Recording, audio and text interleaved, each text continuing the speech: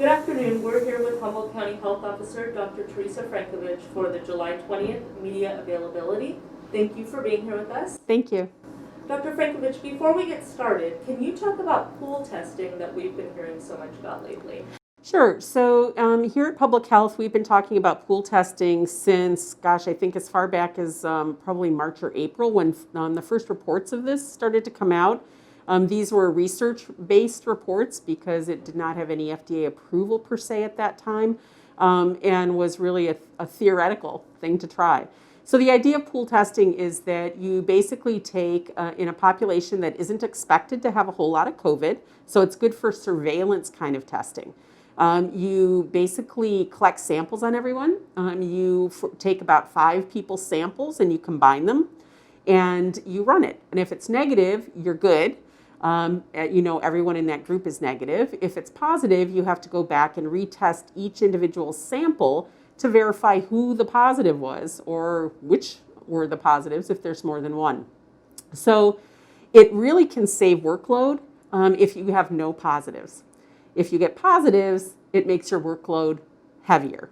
And so, again, it's really a potentially very good tool for doing surveillance on large populations. And so people may be seeing in the media now some of the large commercial labs looking at this as an option who are set up obviously to run thousands of specimens. And so that may be possible. We've looked at it and we continue to look at it internally for when that might work. But what we see is right now, because we have the fastest turnaround time, we are specifically funneling samples into our laboratory that are more likely to be positive.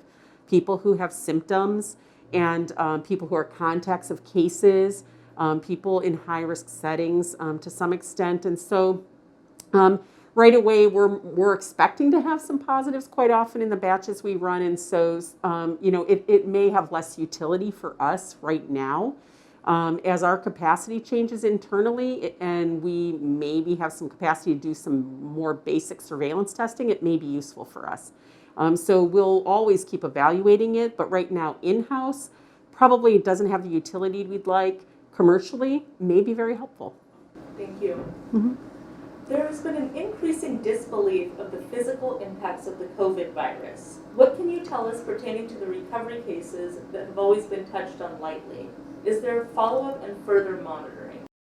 Well, again, we have talked about this a bit. With public health, we are very involved on the front end of these cases in terms of identifying, isolating, quarantining.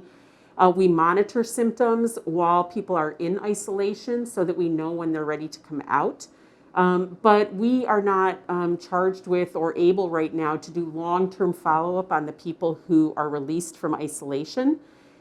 Their clinicians are able to see them for that. There are large research studies looking at that and what is persistent.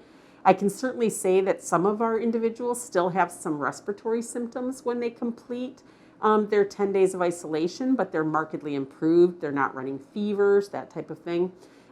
We have had some individuals who have had a persistent loss of taste or smell for a more extended period of time. And but we also have individuals who had very little in the way of symptoms at all. So there's really no big change in what they do long term. We know that the recovery rate exceeds the complicated rates, and we also understand that the virus is highly contagious. Do you think the hype of the media is scaring residents more than necessary? And can you say why you don't feel that way, or if you do?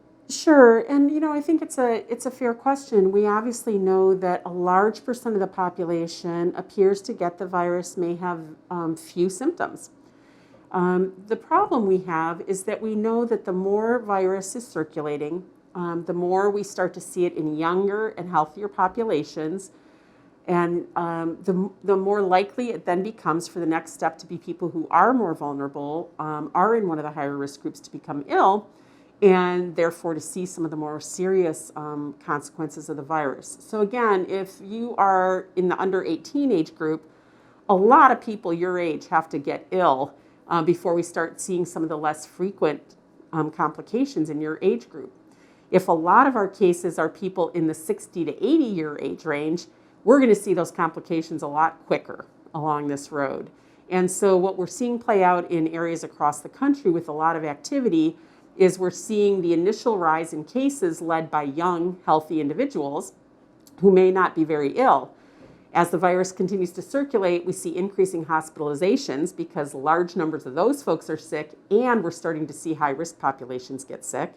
And then the ICU rates start to go up in addition to hospitalizations, and then deaths follow.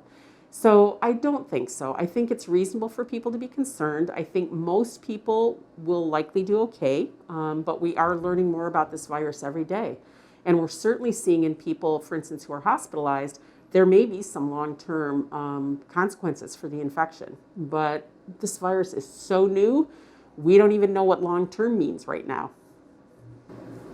The governor is expected to talk today about the option for hair salons and barbers to work outside. What needs to be done for that to be permitted in Humboldt County, which is not currently on the state watch list? Well, I think, any opportunity we have for businesses to operate in a manner that is safer and where they otherwise would not be able to be open is great. And I'll be very interested to hear what suggestions the state has about sort of what permitting and other things can be done to allow these things to happen in these environments. The author of the question is correct. Right now, we're not on the state monitoring list. And so these businesses are able to operate fully. But certainly, if I were those entities, I would be watching what comes out of this in terms of developments and keeping that in mind so that if we do have some difficulties down the road here and get on the list, they may be able to transition more easily to that model. How has the local testing strategy and public health's direction to local providers changed in recent weeks given issues with the OptumServe site and supply chain problems? So, we're communicating on an ongoing basis with our hospitals, with our outpatient healthcare providers, with our residential care facilities to try and work through the challenges that we have with testing right now. And so we actually will be, we're revising our prioritization schedule and getting that out shortly to providers. But what we've been communicating is obviously we are trying to prioritize in our own lab testing symptomatic individuals, contacts of cases where there's a higher likelihood of a positive, and some priority populations internally. At the same time, we're working very hard within our Emergency Operations Center and with partners to identifying other testing strategies beyond Optum for our area. And we'll keep people posted as those develop. And this next question is, has Humboldt County had any luck in finding other partners to help in testing as delays at local sites continue? Well, what this is going to entail for us is we really need to establish, either an entity similar to Optum that does sort of start to finish collection to getting the specimen run and reported out, or we need to build those pieces separately. So that means that we set up collection as a county here, that we identify a billing entity to be able to work through that piece of it for insurance billing, that we identify a commercial lab that has a better turnaround time and a good supply of reagents in the near future as far as we can tell. And of course, that's an ever-changing game. So we are looking at both things, the opportunities that are out there for a sort of start to finish entity to replace Optum if needed, and the other possibility of building our own. And we're really sort of advancing down both those paths right now to cover all our bases, as well as working on increasing our internal capacity in our lab as possible. Thank you. Locally, what % of COVID positive cases are confirmed in non-county residents, especially in southern Humboldt? Well, it's an interesting question because what happens is obviously a small minority of our cases tested locally are in non-residents. Those cases we actually don't report out of our lab as positive. They get reported out of their county of residence, and that's for consistency. If we have a Humboldt County resident who tests positive elsewhere, then they get reported in Humboldt County data. It's just the way that the record keeping goes. And so when we don't track these specifically in a separate category, so it's hard for me to give an exact number without going through all of our previous cases. But what I'm hearing from our epidemiologists and our communicable disease nurses is that it's a small number of our cases locally. And if there's some easy way for us to, pull those out, we certainly will. It's not a hesitation to give the number.